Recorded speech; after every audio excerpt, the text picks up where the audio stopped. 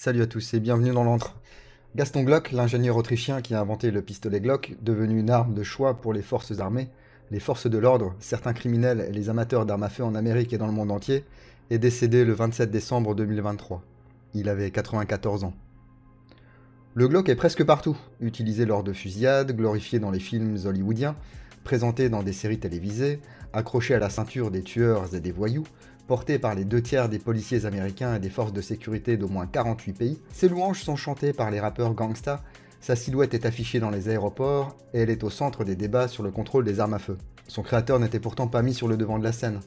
Un milliardaire solitaire qui possédait son entreprise et vivait dans un domaine au bord d'un lac en Autriche, protégé par des gardes, des avocats, des financiers et des domestiques. Il a rarement fait la une des journaux, excepté en 1999, lorsqu'un associé a tenté de le faire tuer. Monsieur Glock a assommé son agresseur. Puis en 2011, à l'âge de 82 ans, lorsqu'il a divorcé de sa femme et s'est marié avec sa seconde épouse de 51 ans, sa cadette. Et enfin en 2012, lorsque Glock, The Rise of America's Gun de Paul M. Barrett a été publié. En 2017, Forbes estimait les ventes mondiales de Glock à plus de 500 millions de dollars, avec une part de marché de 65% des armes de poing vendues aux États-Unis. En 2021, Forbes, à nouveau, estimait la fortune personnelle de Monsieur Glock à 1,1 milliard de dollars, ce qui était en partie démenti par Glock. Avant que son arme ne devienne un phénomène mondial, Monsieur Glock dirigeait une usine de radiateurs automobiles près de Vienne, et avec sa femme dirigeait une petite entreprise dans son garage, fabriquant des charnières de porte, des tringles à rideaux et des couteaux. Il n'avait pas manipulé d'armes depuis qu'il était un adolescent conscrit dans la Wehrmacht à la fin de la Seconde Guerre mondiale. Mais un jour de 1980, il entendit 2 officiers de l'armée autrichienne parler d'un futur contrat militaire pour un pistolet. Il s'est entretenu avec des policiers, puis avec des experts en armes de poing. Il a ensuite conçu et breveté un semi-automatique léger de 9 mm, en partie fabriqué en plastique résistant, capable de tirer rapidement 18 coups, 17 dans le chargeur, 1 dans la chambre, et d'être rechargé rapidement avec un chargeur dans la poignée. Il s'agissait d'un amas de rectangles, d'un noir terne, d'aspect industriel, sans la poignée en bois sophistiqué ni les courbes en acier élégantes du revolver Smith & Wesson, mais il était peu coûteux à produire, précis et fiable, prêt à tirer, même s'il était trempé par la pluie, laissé dans la neige ou tombé sur le trottoir. Et même si sa carcasse était en plastique, son corps en métal déclenchait les alarmes de sécurité de l'aéroport, contrairement à ce que pouvait nous dire Bruce Willis dans Die Hard 2. Ce mec trimballait un Glock 17 pour voler des valises, un flingue en porcelaine fabriqué en Allemagne, indétectable au rayon X, un modèle spécial et qui coûte beaucoup plus que vous ne gagnez par mois. En 1982, l'armée autrichienne a commandé 20 000 Glock 17, ainsi nommés parce qu'il s'agissait de sa 17e invention. Surmontant les obstacles juridiques et bénéficiant de campagnes promotionnelles, le Glock est devenu un succès phénoménal, notamment aux États-Unis. Il est apparu au milieu des années 1980, alors que les taux de criminalité montaient en flèche et que les policiers se sentaient dépassés. De nouveaux modèles et calibres avec chargeurs étendus ont été introduits. Les 2 tiers des forces de police américaines, y compris celles de la ville de New York, ont adopté le Glock, tout comme de nombreuses agences fédérales et étatiques. Gaston Glock a établi des usines de fabrication aux États-Unis, en Europe et en Asie, et il amassait une importante fortune personnelle. Mais il évitait la publicité et valorisait sa vie privée. Il a été vilipendé par les partisans du contrôle des armes à feu et salué par les aficionados des armes à feu.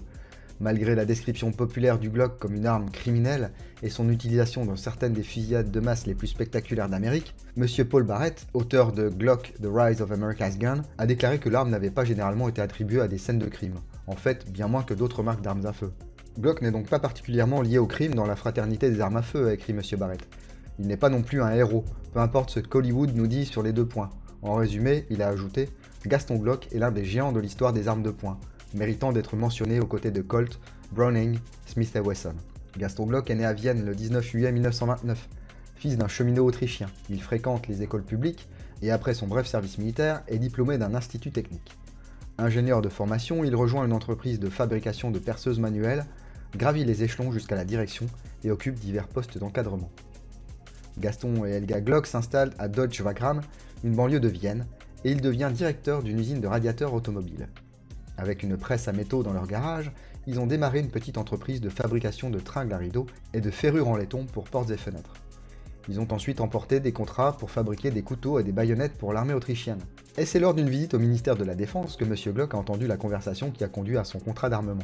Alors que les ventes de Glock atteignaient 100 millions de dollars par an dans les années 90, un associé, Charles Ewert, un conseiller financier, a tenté de le faire assassiner, visiblement pour dissimuler son propre détournement de fonds des millions de la société. En juillet 1999, M. Glock s'est rendu au Luxembourg pour rencontrer Ewert et il a été agressé dans un garage par un homme masqué brandissant un maillet en caoutchouc dur. Alors qu'Evert s'enfuyait, Glock, qui avait 70 ans mais qui était en bonne forme physique car il nageait tous les jours, a riposté et malgré 7 blessures à la tête, a assommé l'agresseur. Evert est revenu avec la police et a lui-même été arrêté après avoir été impliqué dans le complot. Mais si on est là aujourd'hui, outre pour parler de Gaston Glock, c'est pour parler du nouveau Glock 17 Gen 5 de chez Tokyo Marui. Allez, c'est parti.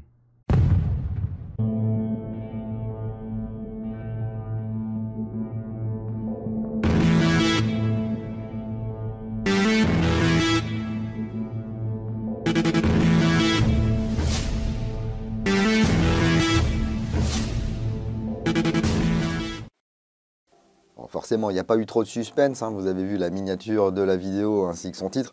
On se retrouve bien sûr pour la présentation de ce Glock 17 Gen 5 Tokyo Marui en version MOS, Modular Optic System. Il s'agit du 108e pistolet gas blowback de chez Tokyo Marui. Et je me suis procuré cette réplique chez Impulse 101, Impulse 101 Japon, qui est au Japon mais qui est géré par un Français. Merci Julien, merci Kenji, merci à toute l'équipe d'Impulse 101 pour leur service. La réplique est au prix de 19 800 yens. Au cours actuel, ça fait à peu près 153 €, hors frais de port, hors taxe. Donc on est au-dessus du prix des Gen 3, des Gen 4, parce qu'on a là une nouvelle architecture conçue par Tokyo Marui. Et on va découvrir ça ensemble. La réplique est livrée dans une boîte en carton avec une texture granuleuse. C'est très sympa. Et puis on a du relief ici, avec les stries de préhension des Gen 5, justement, qui sont situées à l'avant et à l'arrière. Les dimensions sont quasiment respectées. Mais découvrons ce qu'il y a dans cette jolie boîte. On ôte le couvercle. Au lieu d'avoir le polystyrène de protection qui est directement collé à l'intérieur du couvercle, eh bien on a une autre partie ici, en carton, des couleurs orange. Experience de Tokyo Marui, avec une languette ici de chaque côté. Voilà, pour soulever cet ensemble. Voilà. Et là on a une languette en papier, on tire et ça permet de découvrir toute la doc. Voilà, avec un additif ici concernant la croche Dragon. Bon, l'intérieur ici c'est très sympa, présentation classique chez Tokyo Marui, hein, avec une autre plaque de polystyrène, un carton par au-dessus, avec les différentes descriptions des éléments présents dans la boîte. Donc là on nous dit gas blowback numéro 108, chargeur de 25 coups, backstrap short, médium et large, backstrap long, médium et large, la possibilité d'installer le micro ProSight sur le système MOS, et puis la petite boîte ici dans laquelle prennent place tous les accessoires. Il manque un petit quelque chose parce que ce modèle, il va rejoindre un tipeur qui s'appelle Ludovic, qui était tiré au sort pour gagner ce G17 Gen 5 Tokyo Marui, et un chargeur supplémentaire.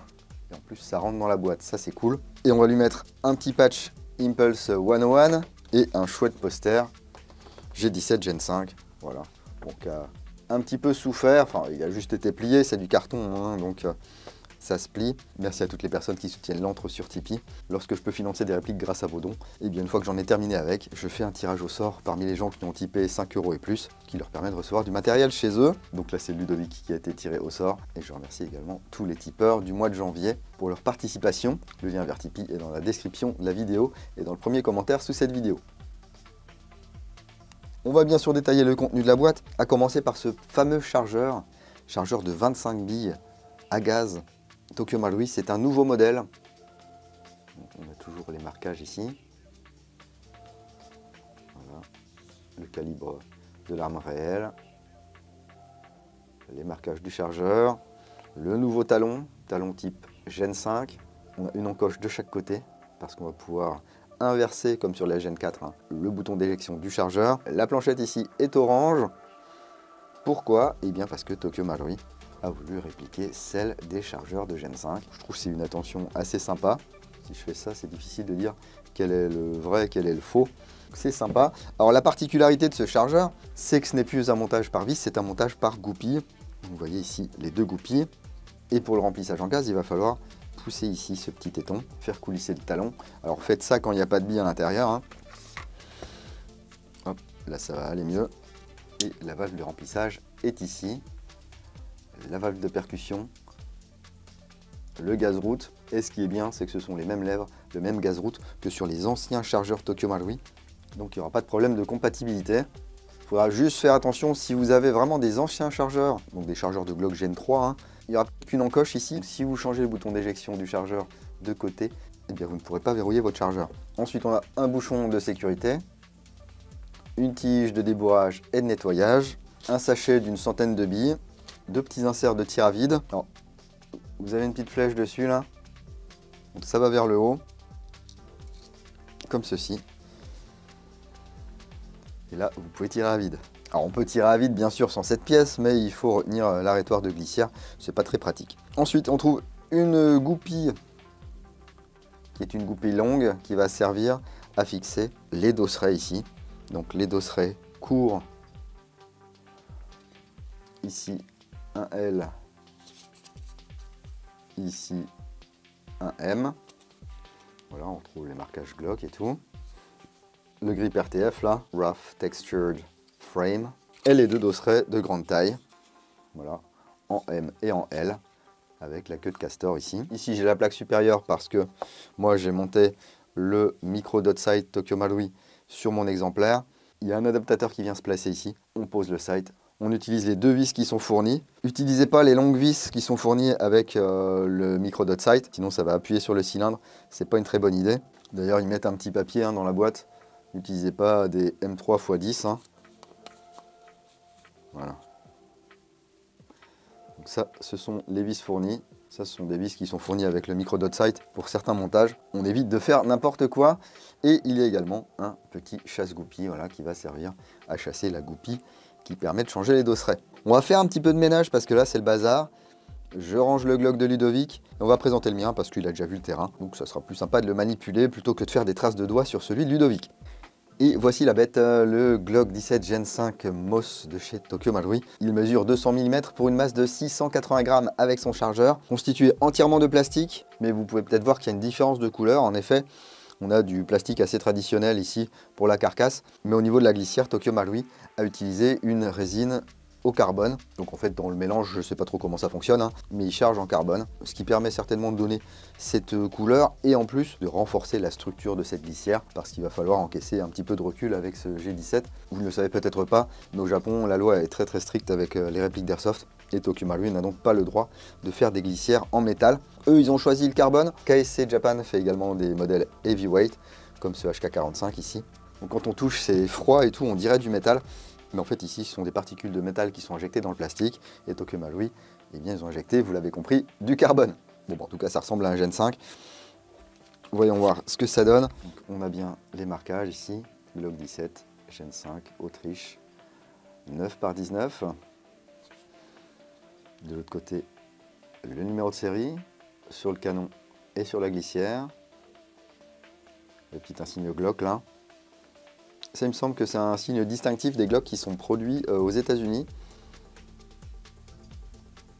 Et ici, les marquages du canon, donc avec le calibre de l'arme réelle. Les petites proof marks là d'usine. On va retrouver également le logo Glock sur la crosse. Et de l'autre côté, les marquages Tokyo Marui. Made in Japan. ASGK, etc. Il y a également une plaque métallique sur le dessous avec un numéro de série. Alors c'est du générique, hein. Tous les numéros sont identiques. Traditionnellement, cette petite plaque, elle sert également de sûreté. Ici, on a une petite flèche. Hop, si je fais coulisser la plaque vers l'arrière, ça bloque la queue de détente. Donc, la carcasse est très chouette avec ce motif ici, type RTF, j'en ai parlé tout à l'heure, hein, le Rough Textured Frame. C'est moins agressif que sur un P10 par exemple.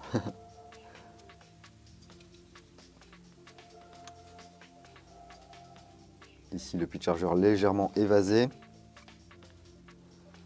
L'anneau attache dragon. Ici on a un petit système avec un ressort, voilà, qui va permettre de fixer les dosserets. Le bouton d'éjection du chargeur ici. Il n'est pas ambidextre mais on pourra le changer de côté. Donc, si vous êtes gaucher, il suffira juste de l'inverser. On peut voir ici que l'arrêtoir de glissière, il est ambidextre lui. Il est fonctionnel, il fonctionne bien des deux côtés. Vos pontets, queue de détente, etc. Pas de changement par rapport aux générations précédentes. On retrouve le rail Glock ici. avec une rainure. Alors je dis le rail Glock parce qu'il ne s'agit pas d'un Picatinny, hein. C'est un peu moins profond, donc lorsque vous achetez certains types de lampes, ça peut ne pas se monter sur les Glock. Aucun souci pour y monter une Surefire. Voilà. Pour ma part, je préfère ce type de modèle qui est un petit peu plus discret. Voilà. Après, les goûts et les couleurs, les gars. Donc la queue de détente ici avec le Safe Action au milieu. Voilà. Ici, le petit tenon de verrouillage du canon. La goupille. Le guide ressort, on voit ici qu'on a affaire à un Gen 4. Le canon externe ici. Voilà. Il a des petites stries. Alors apparemment, c'est pour copier le Glock Marksman Barrel, le canon de précision Glock. Ici, le canon de mon Glock 45. Et le canon Tokyo Marui. Je ne sais pas si vous verrez la différence. En tout cas, au niveau du rendu, c'est difficile de voir quel est le vrai, quel est le faux, je trouve. Alors, un petit truc particulier également, c'est qu'ici, le faux extracteur, il est moulé directement sur la glissière. On va retrouver des stries de préhension à l'avant, des stries de préhension à l'arrière. Sur ce modèle, bien sûr, on aura la plaque ici, qui va être déverrouillée grâce à un petit bouton poussoir qui est situé à l'arrière. J'appuie pour déverrouiller la plaque. Voilà. Ici, eh bien, c'est tout simplement le cylindre, d'où l'importance de ne pas utiliser des vis trop longues. Ici, on a un insert en métal, on met l'adaptateur. On vient ensuite poser le micro d'Outsight, on visse et voilà le travail. Au niveau de la glissière et de la carcasse, on peut voir ici que c'est biseauté. Voilà. Ça permet, soi-disant, de faciliter l'insertion dans les holsters. Moi, je trouve que ça lui donne une belle bouille comme ceci. Et puisqu'on parle de holster, eh bien ce Glock il a été fait aux dimensions réelles ou quasiment, ce qui fait que ça peut rentrer dans les holsters RS. Ici j'ai un IMI défense, eh bien ça passe presque. Alors là ce qui va bloquer du coup, c'est que voilà, on va avoir un des arrêtoirs ici qui va venir buter, parce que forcément c'est fait pour de la Gen 3 et de la Gen 4, donc on a l'emplacement ici. Mais on n'a pas forcément l'emplacement ici. Donc vous pouvez soit limer un petit peu, soit y aller un peu en force. Mais bon, moi je sais que j'aime pas forcer. Mais on n'en est plus au point des Gen 3 qui rentraient pas dans les holsters RS type CQC. Donc ça c'était une bonne nouvelle. Et on va donc pouvoir installer un des backstraps additionnels si on en ressent le besoin. Alors ce n'est pas mon cas, mais si vous préférez avoir un dosseret élargi, eh bien ça n'est pas un problème. Avec le chasse-goupille ici, vous allez chasser cette goupille. Voilà. Prendre la longue à la place, on appuie sur le ressort, on vient placer le dosseret. Voilà. Là, il y a un léger clic, ça dépend des modèles en fait. Et ici, on peut mettre la goupille longue et changer la prise en main de sa réplique. Bon, je ne vais pas vous faire les 4. Vous lirez la review complète, qui est disponible d'ailleurs directement en lien dans la description. Ça vient bien s'intégrer.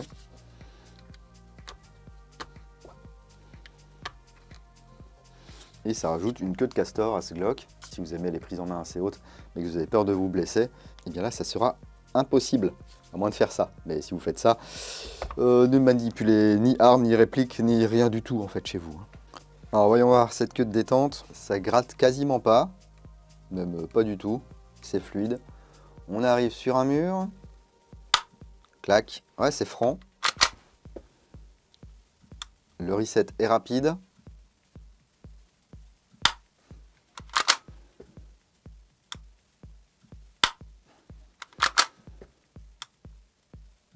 Ouais, j'ai l'impression que c'est un petit peu plus franc que sur les générations précédentes. Voyons voir au niveau du poids de détente. 1,3 kg, mais j'ai peut-être tiré un peu trop fort. On est entre 1,3 kg et 1,4 kg au niveau du poids de détente, c'est pas mal. Je vous rappelle que le gaz préconisé pour ces répliques Tokyo Marui, c'est du gaz à faible pression, type HFC 144. Ici dans le mien, j'ai de l'Ultra 135 PSI. Il fait 13 degrés, donc on est plutôt aux environs de 120 PSI. Voyons voir ce que ça donne.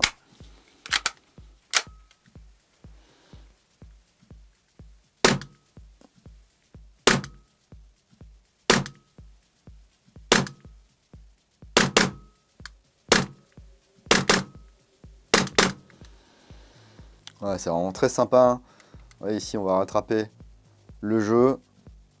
Et là, il n'y a pas d'autre cran, ça gratte pas ni rien du tout. On est directement sur le mur et là, pan, ça part.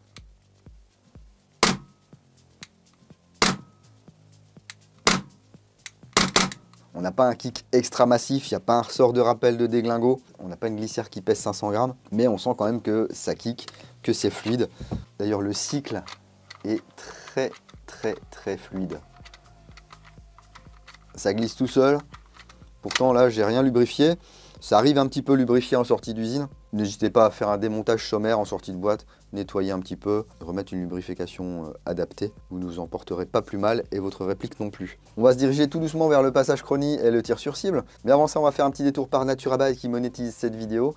NaturaBuy, le marketplace de l'outdoor, de la chasse, de la pêche, du tir de loisir et de l'airsoft. Vous pourrez y trouver des dizaines de milliers de références airsoft, chez des professionnels comme chez des particuliers, sur des articles neufs comme des articles d'occasion. Donc n'hésitez pas à farfouiller, des fois il y a quand même des bonnes affaires. Et NaturaBuy vous permet également de vendre votre matériel. Il vous en coûtera une petite commission de 10% qui permet de rémunérer les gens qui travaillent chez NaturaBuy, bien sûr, la maintenance du site internet et l'accès aux différents avantages tels que les enchères à 1 €, le paiement en plusieurs fois, ou la garantie 30 jours heureux et remboursé. Le lien vers NaturaBuy est dans la description de la vidéo bien sûr et dans le premier commentaire sous cette vidéo. Merci à eux de leur soutien depuis bientôt 2 ans. Et là c'est parti, Crony, tir sur cible, on se retrouve juste après.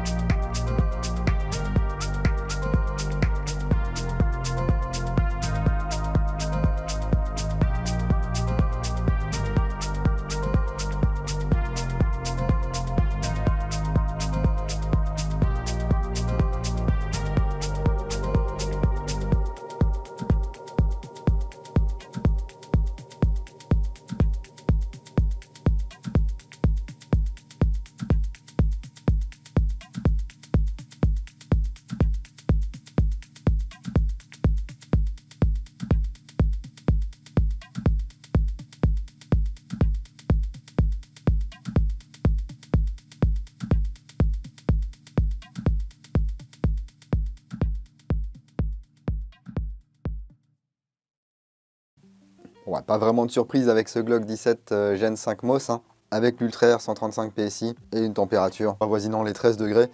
On est à 280 fps de moyenne, sur un tout petit peu moins d'un chargeur. 220 fps avec du Blue Gas de chez Walther, qui se rapproche du gaz qui est préconisé par Tokyo Marui, hein. Et alors ce qui est rigolo, c'est qu'on a beaucoup plus d'autonomie avec du Blue Gas qu'avec de l'Ultra Air. Puisqu'avec de l'Ultra Air, j'ai pu tirer 87 billes avec une charge de gaz. Charge de gaz complète, hein, jusqu'à ce que ça dégueule, hein. Vous savez comment ça se passe sur les chargeurs Tokyo Marui. Il y a un système qui permet au gaz de sortir pour nous prévenir que le chargeur est plein. Avec du Blue Gas de chez Walther, donc certes on tire moins fort, etc. Mais avec le nouveau chargeur, j'ai pu tirer 128 billes, c'est-à-dire 128 billes où l'arrêtoir ici vient se bloquer. Et avec un ancien chargeur, j'ai tiré 108 billes. Donc on n'a pas tant de différence que ça, hein. Donc on a une vingtaine de billes de différence, c'est pas énorme, mais on voit quand même qu'on a une quantité un petit peu plus importante de gaz dans le chargeur, parce que du coup avec ce système de goupille, on n'a plus besoin d'avoir une structure à l'intérieur sur laquelle la vis va venir se visser. Je vous mets une petite photo ici de l'interne des deux chargeurs. Merci beaucoup d'ailleurs à Arms Magazine pour le reportage qu'ils ont effectué lors du salon Tokyo Marui au Japon. Au niveau portée, précision, la réplique elle fait le taf, hein. Après ça va dépendre du tireur. Moi je suis pas forcément un bon tireur, mais ça y va quand même. J'ai utilisé de la bille 0,28, mais je suis loin d'être au max niveau réglage du hop-up. Je vous en ai pas parlé, hein, mais le hop-up vient se régler ici. Alors là vous allez voir un joint jaune, ça n'a rien à voir, hein. J'ai bien tiré avec le joint d'origine Tokyo Marui qui est ici. Donc le réglage du hop-up, on peut voir ici, il y a une petite flèche vers le bas. C'est une roue crantée. Et on va le voir dans quelques instants. Ils ont augmenté le nombre de crans, le nombre de dents sur les deux petits engrenages, ce qui permet d'avoir un réglage un petit peu plus fin qu'avant. Ça fait un petit peu moins caoutchouteux lorsqu'on règle le hop-up. Allez, on va mettre le chargeur ici, on va démonter cette réplique. Ça se démonte comme un Glock Airsoft normal. Donc, il faut déjà armer la réplique. Ensuite, on va faire venir descendre ici les deux boutons. Voilà. Donc là, je rentre pas trop dans le détail, vous verrez ça dans la review écrite, hein. Le lien est dans la description de la vidéo. Mais on a un nouvel interne avec un nouveau bloc marteau. Donc il n'y a plus la vis en haut ici. La vis en fait elle est en bas. Voilà. Il faudra venir la dévisser d'ici. Il y a toujours une vis ici. La goupille de la queue de détente. Et puis on vient retirer tout ça tout doucement. Je ne vous conseille pas de démonter cette réplique si elle n'est pas cassée. Si vous n'avez pas de pièces à remplacer. Pour l'instant il n'y a pas de pièces d'upgrade. Donc il n'y a pas besoin de démonter ça. On peut voir que l'architecture du marteau ici et même du percuteur, tout est différent, hein. Le profil de la trigger bar est différent. Ici aussi pas mal de changements, vous pouvez le voir, que ce soit au niveau des tiges guides, double ressort récupérateur. Ici on peut voir les petits engrenages du bloc hop-up, donc l'ensemble cylindre nozzle, hein. Ici on peut voir que c'est différent également des anciennes versions. Alors je dis on peut le voir, vous le verrez mieux dans la review écrite les gars. Donc allez la lire, allez la consulter, elle est là pour ça. Et puis ça permettra aussi peut-être à certains de découvrir qu'en fait l'antre à la base c'est un blog, c'est pas une chaîne YouTube. Et de farfouiller un petit peu dans les dizaines et les dizaines de reviews qui s'y trouvent. J'espère que quelquefois ça peut vous aider. Bon du coup cette tige guide, bah, elle va pas pouvoir s'enlever comme ça, hein. Ouais, ici ça bloque un peu. Donc plutôt que de forcer, moi ce que je fais, voilà, je tire. Ici, je vais vous montrer. Regardez, ça se présente comme ceci. Donc ici, il y a tout un système d'amortisseur. On tire, il y a une petite pièce ici, voilà, qui se démonte. Et là, tout va pouvoir se démonter. Alors faites attention, car il y a des ressorts. Voilà. Voilà. Voilà, voilà, voilà. Et voilà. Donc la tige guide en métal ici, avec son embout amovible. Et puis ensuite, on a une cale, un premier ressort, un guide, un deuxième ressort, une sorte de coupelle est ici. Et bien des rondelles en caoutchouc, entre lesquelles sont intercalées des rondelles en métal. Bon déjà là, rien que pour ça, usine à gaz. Parce que si on regarde sur un vrai, voilà. Tout est solidaire, on se prend pas la tête. Mais là on peut voir une grosse différence entre le vrai et le pas vrai, c'est qu'ici, Tokyo Marui, ils ont rajouté une grosse cale en métal. Elle peut se démonter pour accéder à la vis du guidon. Nous, on ne va pas s'y intéresser. Ici, voilà, on va ôter le canon externe avec le bloc hop-up, etc. On peut voir qu'ici, sur le côté, il y a des guides. Voilà. Et ces guides, ils vont venir coulisser ici, dans un logement, au niveau de la glissière. Alors, vraiment très très sympa cette glissière, hein. Elle est très rigide, très épaisse. D'ailleurs, ça va poser un petit souci si vous voulez enlever le blowback housing, on en parlera tout à l'heure. On peut voir qu'ici, il y a eu un petit coup, je ne sais pas si c'est de la peinture ou quoi, enfin un revêtement en tout cas qui a été mis pour répliquer un petit peu la couleur des canons des Glock. Bon, mon canon à moi est noir, hein, mais ici, on va pouvoir ôter l'ensemble hop-up et canon. Donc, on peut voir ici le réglage avec toutes ces petites dents. Donc là, on va venir ajouter ou réduire de l'effet hop-up. On va venir agir ici sur cette petite patte d'appui. Le canon est en laiton. Il fait 97 mm me semble-t-il et c'est un 608. Et pour y accéder, c'est un petit peu moins facile que sur les Gen 3 par exemple. Parce qu'il va falloir ici accéder à cette petite vis. Et pour y accéder, il faut enlever les deux engrenages. Donc je vais le remettre à 0, voilà, comme ceci.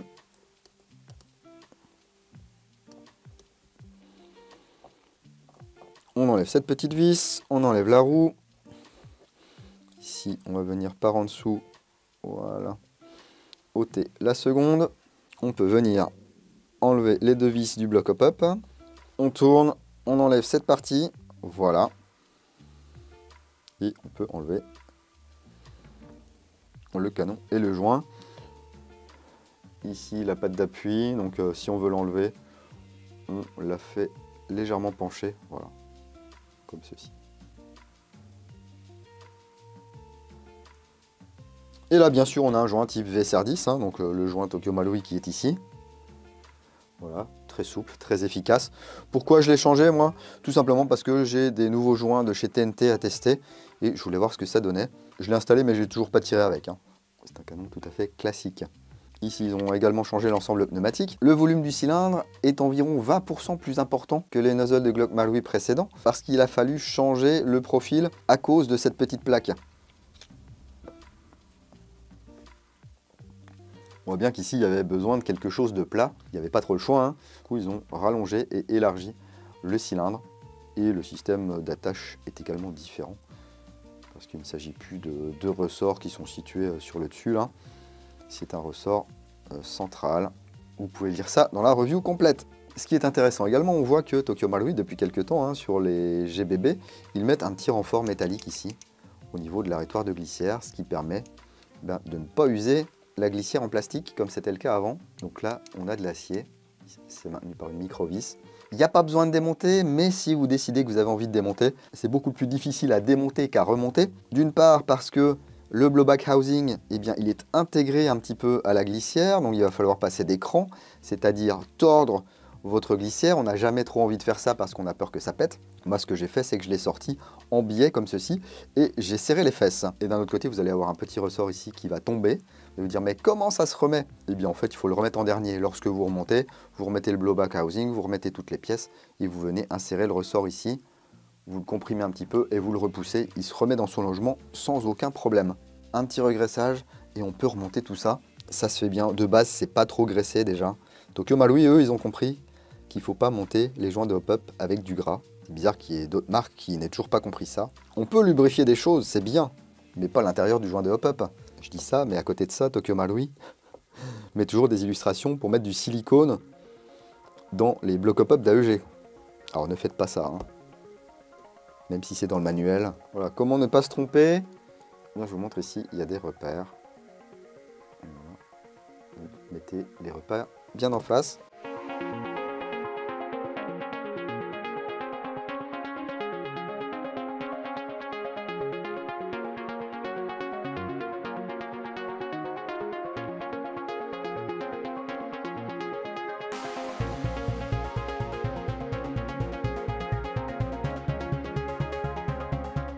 Et voilà le travail, je pense qu'on a bien dégrossi le truc dans la vidéo. Si vous voulez plus de détails, une fois encore, review écrite. Lien, description de la vidéo, premier commentaire.